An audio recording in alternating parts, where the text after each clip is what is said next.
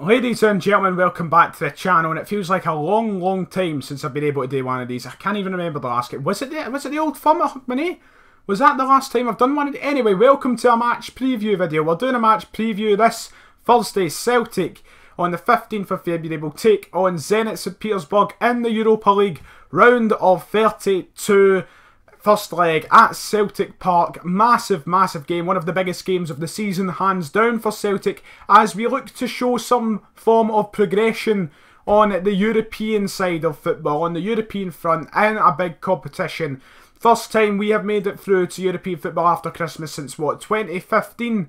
Where we played Inter Milan in the Europa League.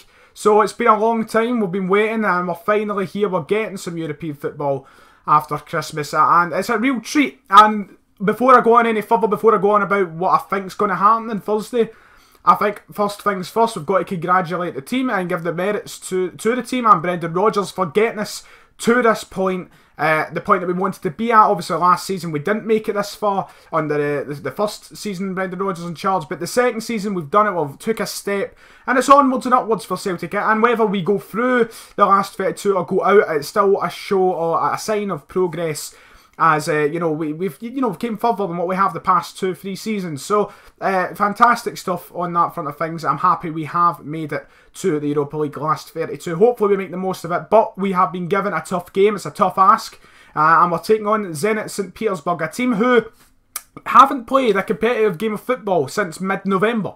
The Russian side still on the winter break. Obviously, I think a lot of people are still going into the expectation that they've had no football whatsoever. It's like they've just been lying in their bed for the past 3 months and they don't know how to kick a ball. That seems to be a lot of the stuff I'm seeing, but the reality is they're still training, they're still at their work, they're getting paid for being footballers, and they've been playing warm-up games, friendly games. Obviously not got that same competitive edge as what we've been having for the past 3 months, but we've also had a winter break. So I think the winter break will hopefully be a big advantage for us. I don't know if it necessarily will, because Zenit St Petersburg still far better than us, miles better than us. A team who basically are owned by fucking Gazprom and have all the money that they need at their disposal. They've brought in great players, they've got a fantastic side, and it's going to be very difficult for us to beat them home and away, but the home leg is what we're concentrating on here. But ultimately, at the end of the day, how far can we get? We have shown signs of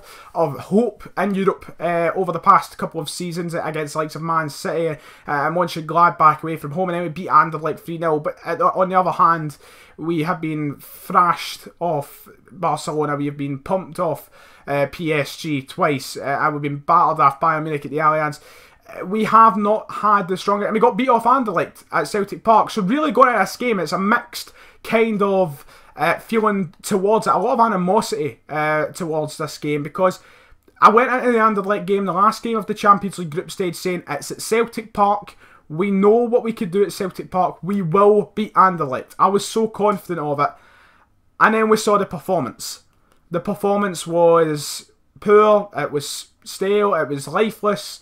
There are 3 words that I can just use straight away, and there's far more words that can be used. There seems there was no urgency amongst the team. And granted, yes, Anderlecht were coming to Celtic Park and we're needing, what, 3-4 goals to go through to the Europa League. And they were going for it while we had to sit back and kind of stop them from scoring. But, there was no urgency, no flair, no attacking quality in the team that night, and I'm hoping we don't see that on Thursday.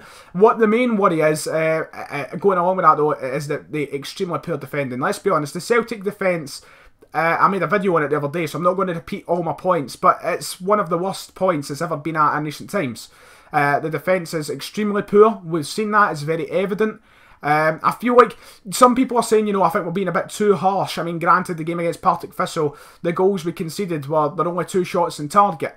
But at the end of the day, it's these sloppy little mistakes that we make against teams like them. Think of the amount we can make against top-class players, such as Alexander Corcoran, Leandro Paredes, Sebastian Driussi, all these guys, Shatov, if he still fucking plays for them, Branislav Ivanovic, watch him break out a fucking hat-trick somehow. Don't really need to worry about him attacking-wise, but, I mean, they've got players who are far better going forward and can bring out many mistakes in our back line. Never mind Partick Thistle and Connor Salmon. So, it's a defence that has really got to be sharp on the night. A lot of trust in the defence. A lot of nerves heading into it though, ultimately, and I don't feel like any fan has any confidence in defence, which doesn't help them ultimately, because these defenders must go into the game and think to themselves, geez, oh, we're getting it hard, you know, the abuse is raining in on us. And it must not help their confidence, but you can't blame the Celtic support for not having any confidence in that back four with the errors, the signs of incompetence and confidence in them. Is unbelievable at times, and it really does make you worry, and it does sometimes make you feel like maybe this abuse is kind of merited. Ultimately, the back four that's going to be played is probably going to be Lustig, Simunovic, Iron, Tierney. Boyata's out. Henry, I don't think, is going to be given a start in such a big game. I mean, I don't know if I'd mind it or not, but it's just not going to happen, I think. If it does happen, then fair dues. Sviatchenko's not here. Komper is injured and an eligible player, so it's really a guaranteed back four in my eyes. I don't think Gamboa is going to get back into the team, and I don't think Ralston is going to get a call-up. He's only returning from full fitness. So it's a back four for me that is pretty much already set. Iron, I think, is a fantastic player, but you know, he's young. He's going to maybe have a mistake in him. We've got to be wary of that, but he's got to, you know, drill it into him, get that sharpness in him that is going to take these mistakes out, hopefully. Tierney, I think he'll be fine. I think he'll be, you know, the usual, but he is a player who I think we do ignore a lot of the bad games that he has. We don't acknowledge it. He can have a bad game. It is possible. He's not this perfect, you know, perfect player that I think a lot of people try and make him out to be. So, Simunovic recently has been... You know, he's a player who for so long I've been saying start him over Boyata. He's so much better than Boyata. When he plays his best, he's so good. But for so long, it seems like we've not seen him at his best. For so long, it seems like he's been out of the game. He's just not there. His head's not in it. And that mistake against Partick Thistle really did not give the fans a reason to try and back him. It really did, I think, turn a lot of fans against him. So he needs a performance and a half. This is a player who was getting talked about £10 million moves to the Premier League. So, I mean, surely he can hopefully bring a performance out the bag that solidifies the fact he still is a good defender. I still believe he's a good defender. I want to see him bring these good performances back because I know he's still got it. And I feel like if he has a good game on Thursday, maybe that'll help him, you know, get more confidence back in himself and more confidence into the fans surrounding him. And then Mikael Lustig, he's not fully fit. No, he is not fully fit. There's no doubt about that. I picked up a knock against Partick. He didn't play the 2 games before that. Whether or not that was fitness related or not, don't know. I'm assuming it is because he did not look fully fit on Saturday. Didn't help that he picked up that knock, as I said. But even before that, didn't look fully fit. And Lustig has just been a player this season who's been targeted so much for obvious reasons. He hasn't been great. He hasn't been great. And Zenit have the kind of players who are going to tear him apart.